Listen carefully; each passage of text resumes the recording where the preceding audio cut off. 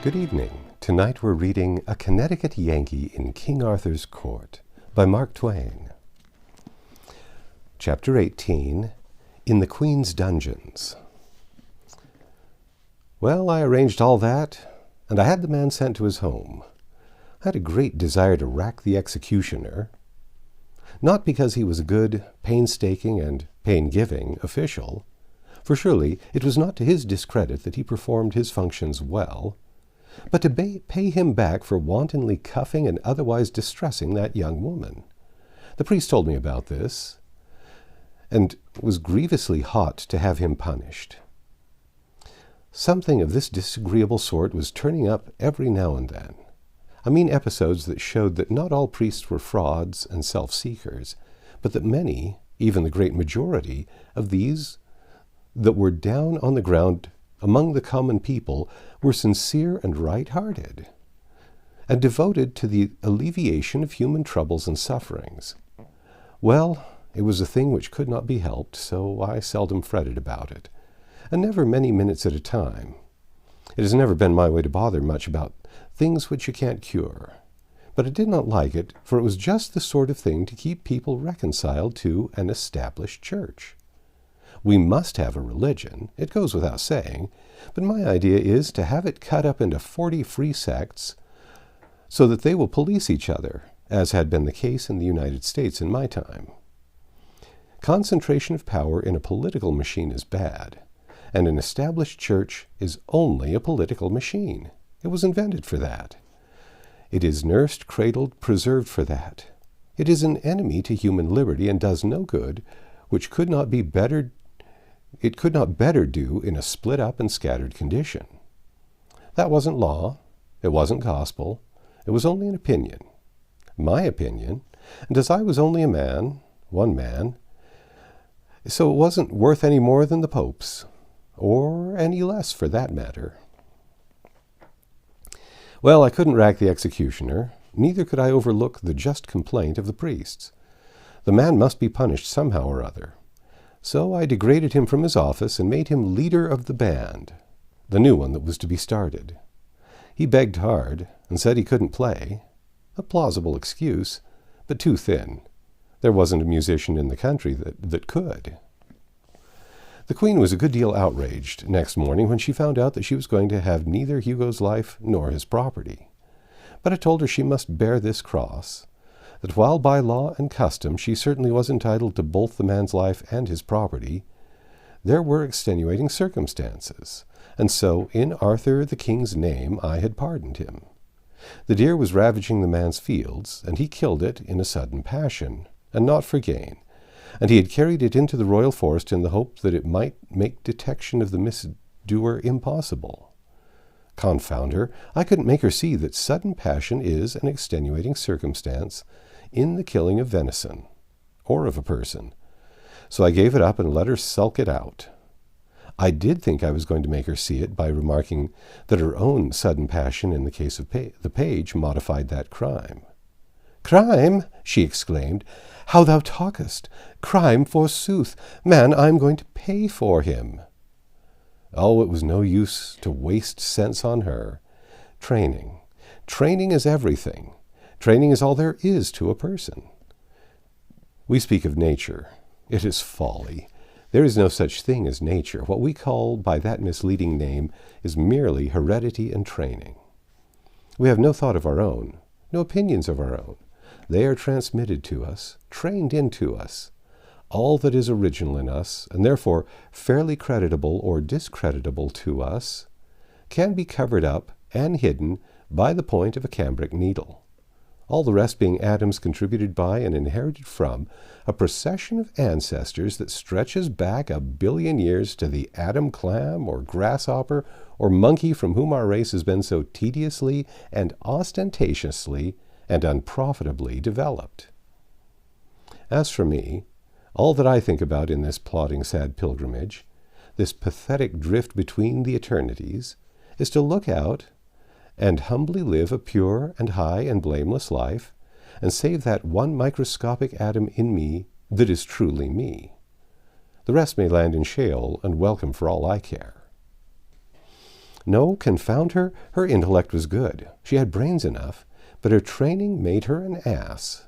That is, from a many centuries later point of view. To kill the page was no crime, it was her right, and upon her right she stood serenely and unconscious of offense.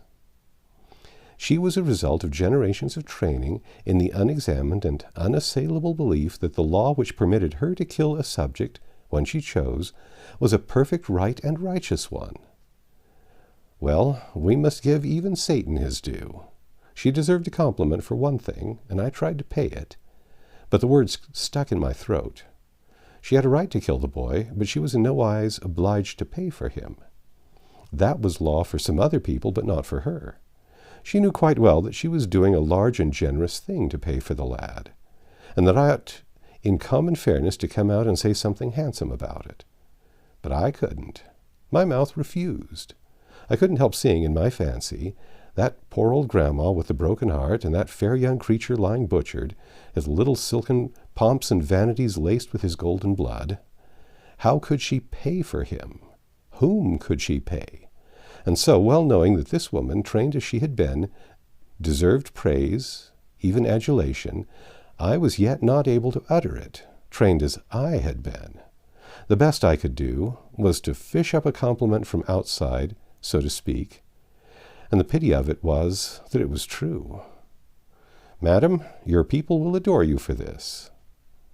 Quite true, but I meant to hang her for it some day, if I lived.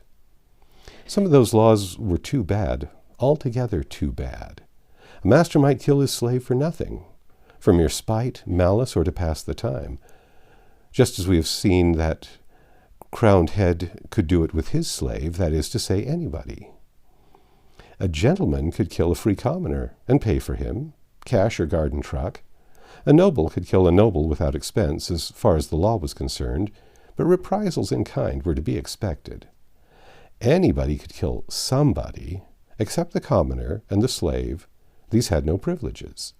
If they killed, it was murder, and the law wouldn't stand murder. It made short work of the experimenter, and of his family too. If he murdered somebody who belonged up among the ornamental ranks, if a commoner gave a noble even so much as a Damien's scratch, which didn't kill or even hurt, he got Damien's dose for it just the same. They pulled him to rags and tatters with horses, and all the world came to see the show and crack jokes and have a good time. And some of the performances of the best people present were as tough and as properly unprintable as any that have been printed by the pleasant Casanova in his chapter about the dismemberment of Louis XV's poor awkward enemy. I'd had enough of this grisly place by this time and wanted to leave, but I couldn't, because I had something on my mind that my conscience kept prodding me about and wouldn't let me forget. If I had the remaking of man, I wouldn't have any conscience. It is one of the most disagreeable things connected with a person. And although it certainly does a great deal of good, it cannot be said to pay in the long run. It would be much better to have less good and more comfort. Still, this is only my opinion, and I am only one man. Others with less experience may think differently, and they have a right to their view. I only stand to this. I've noticed my conscience for many years, and I know it is more trouble and bother to me than anything else I started with. I suppose that in the beginning I prized it, because we prize anything that is ours. And yet, how foolish it was to think so. If we look at it another way, we see how absurd it is. If I had an anvil in me, would I prize it? Of course not. And yet, when you come to think of it, there is no real difference between a conscience and an anvil. I mean for comfort. I have noticed it 1,000 times. And you could dissolve an anvil with acids, when you couldn't stand it any longer, but there isn't any way that you can work off a conscience, at least so as it will stay worked off, not that I know of anyway. There was something I wanted to do before leaving, but it was a disagreeable matter, and I hated to go at it. Well, it bothered me all morning. I could have mentioned it to the old king, but what would be the use? He was but an extinct volcano. He had been active in his time, but his fire was out. This good while he was only a stately ash pile now. Gentle enough and kindly enough for my purpose, without doubt, but not usable. He was nothing, this so-called king. The queen was the only power there, and she was a Vesuvius. As a favor, she might consent to warm a flock of sparrows for you, but then she might take the very opportunity to turn herself loose and bury a city. However, I reflected that as often as any other way, when you are expecting the worst, you get something that is not so bad after all. So I braced up and placed my matter before Her Royal Highness. I said I'd been having a general jail delivery at Camelot and among neighboring castles, and with her permission I would like to examine her collection, her bric-a-brac, that is to say, her prisoners. She resisted, but I was expecting that. But she finally consented. I was expecting that too, but not so soon. That about ended my discomfort. She called her guards and torches, and we went down to the dungeons. I set 47 prisoners loose out of those awful rat holes, and left only one in captivity. He was a lord, and had killed another lord, a sort of kinsman of the queen. That other lord had ambushed him to assassinate him, but this fellow had got the best of him and cut his throat. However, as it was not for that I left him jailed, but for maliciously destroying the only public well in one of his wretched villages. The queen was bound to hang him for killing her kinsman, but I would not allow it. It was no crime to kill an assassin, but I said I was willing to let her hang him for destroying the well. So she concluded to put up with that, as it was better than nothing. Dear me, for what trifling offenses the most of those 47 men and women were shut up there. Indeed, some were there for no distinct offense at all, but only to gratify somebody's spite, and not always the queen's by any means, but a friend's. The newest prisoner's crime was a mere remark which he had made. He said he believed that men were about all alike, and that one man was as good as another, barring clothes. He said he believed that if you were to strip the nation naked and send a stranger through the crowd, he couldn't tell the king from a quack doctor, nor a duke from a hotel clerk. Apparently, here was a man whose brains had not been reduced to an ineffectual mush by idiotic training. I set him loose and sent him to the factory. Some of the cells carved in the living rock were just behind the face of the precipice, and in each of these an arrow slit had been pierced outward to the daylight. And so the captive had a thin ray from the blessed sun for his comfort. The case of one of these poor fellows was particularly hard. From his dusky swallow's hole high up in that vast wall of native rock, he could peer out through the arrow slit and see his own home off yonder in the valley. And for 22 years he had watched it, with heartache and longing, through that crack. He could see the light shine there at night, and in the daytime he could see figures going in and coming out. His wife and children, some of them, no doubt, though he could not make out at that distance. In the course of years, he noted festivities there and tried to rejoice, and wondered if there were weddings or what they might be. And he noted funerals, and they wrung his heart. He could make out the coffin, but he could not determine its size, and so could not tell whether it was wife or child.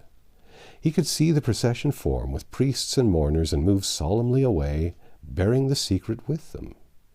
He had left behind him 5 children and a wife, and in 19 years he had seen 5 funerals issue, and none of them humble enough in pomp to denote a servant. So he had lost 5 of his treasures. There must still be one remaining, one now infinitely, unspeakably precious, but which one, wife or child? That was the question that tortured him, by day and by night, asleep and awake. Well, to have an interest of some sort, and half a ray of light when you are in a dungeon, is a great support to the body and a preserver of the intellect. This man was in pretty good condition yet. By the time he had finished telling me this distressful tale, I was in the same state of mind that you would have been in yourself if you've got average human curiosity. That is to say, I was as burning up as he was to find out which member of the family it was that was left. So I took him over home myself, and an amazing kind of surprise party it was, too.